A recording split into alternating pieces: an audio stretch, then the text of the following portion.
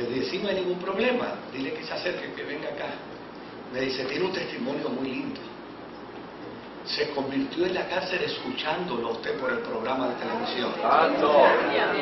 Y él dice que lo primero que él se prometió a sí mismo fue que cuando saliera de la cárcel, él quería encontrarse con usted para agradecerle que usted le ministró la palabra de Dios cuando se sentía culpable, cuando se sentía bien mal por todos los errores, por todos los desafíos. Y gracias a Dios lo alcanzó en la cárcel. Oiga, y vino aquel hombre. Y me dice, yo llevo nada más que 2 días. Y yo dije, Dios, yo tengo que cumplir la promesa de ir donde el pastor y decirle todo el bien que me hizo mientras yo me sentía culpable en la cárcel. Todo el bien que me hizo anunciándome que la gracia de Dios es gracia que restaura y es gracia que perdona. Y cuando supe que usted estaba aquí, yo le dije a mi hermana, me tienes que llevar allá. ¡Santo! Uno no deja de decirle al pecador, al que peca, al que desatina, que pecar tiene grandes consecuencias. Mire, no hay momento más doloroso en la vida que cuando uno peca. Pero si junto con el dolor de haberle fallado a Dios también le vamos a caer encima a la persona.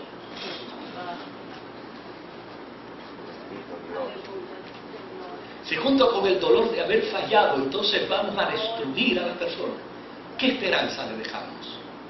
La historia de Israel en el cautiverio junto a sus profetas nos pone en la perspectiva bíblica, nos pone en la perspectiva de la esperanza, nos pone en la perspectiva del perdón, nos pone en la perspectiva de la gracia.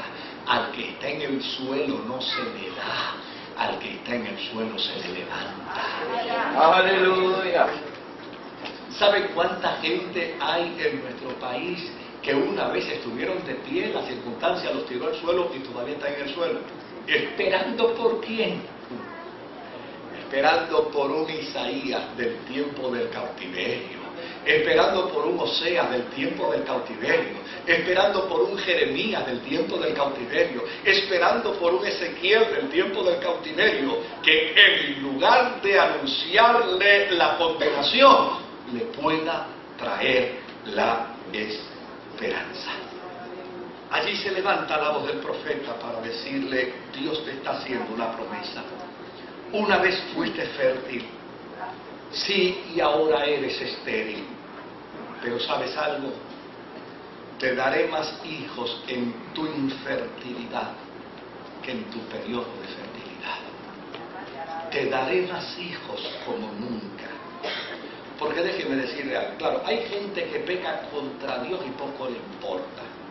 Pero la gente que peca contra Dios y poco le importa, ¿sabe lo que dice la Escritura? Tienen la conciencia cauterizada. Se convierten en blasfemos del Espíritu Santo. Porque la verdadera blasfemia contra el Espíritu Santo, ¿sabe cuál es? La verdadera blasfemia contra el Espíritu Santo es ser redarguido por el Espíritu Santo de un pecado y vivir como si no nos importara. Esa es la verdadera blasfemia. La verdadera blasfemia contra el Espíritu Santo es ser redarguidos por el Espíritu Santo de que estamos mal y seguimos como si nada importara. No me importa lo que el Espíritu Santo diga. Bueno, pues por esa razón es que el que blasfema no tiene perdón. Porque el que blasfema no tiene perdón no porque Dios no perdona, sino porque no quiere pedir perdón. Y para recibir perdón de Dios hay que pedir perdón a Dios. Si no se pide perdón a Dios, no se alcanza perdón a Dios. Si no se solicita la gracia de Dios, no se vive la gracia de Dios. Si no se requiere la misericordia de Dios, no se alcanza la misericordia de Dios. Pero la Biblia dice que cuando pecamos y nos humillamos ante la presencia de Dios, cuando fallamos y venimos humillados ante la presencia de Dios, Dios es el Dios que da gracia a los que son humildes. Al que se humilla lo perdona, al que se humilla lo levanta y lo restaura. Pero resiste a quién? Al que es soberbio, al que vive como si nada le importara, al que vive como si nada tuviera sentido para su vida. Pues Israel cuando cayó en el cautiverio empezó a caer en tiempo, porque no hay cosa más dolorosa que fallarle a Dios amándole.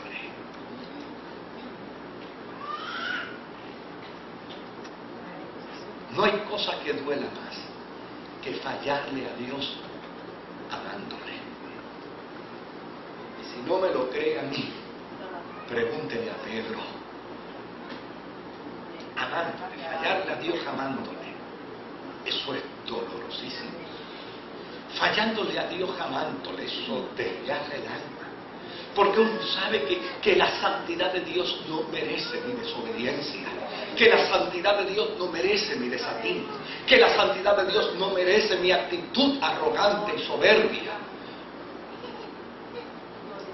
Y cuando los profetas concientizaron a Israel de que su pecado de desobediencia no quitaba, no eliminaba la realidad de su amor a Dios. Porque el hombre y la mujer no pecan porque no ama a Dios. El hombre y la mujer pecan porque no le han entregado a Dios la totalidad de su vida.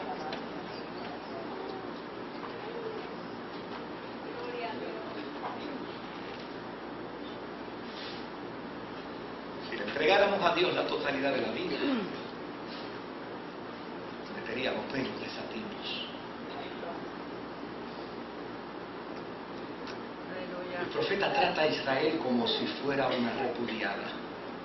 No porque él quiere tratarla como una repudiada, sino porque Israel se siente repudiada. Y claro, en el sentido de una mujer repudiada, a lo mejor para nosotros es como una palabra muy bonita, muy adornada, ¿verdad? Casi una metáfora. Pero una mujer repudiada quiere decir una mujer tomada en acto de adulterio y que todo el mundo se ha enterado de su inmoralidad. Eso es lo que quiere decir en el contexto del Antiguo Testamento una mujer repudiada.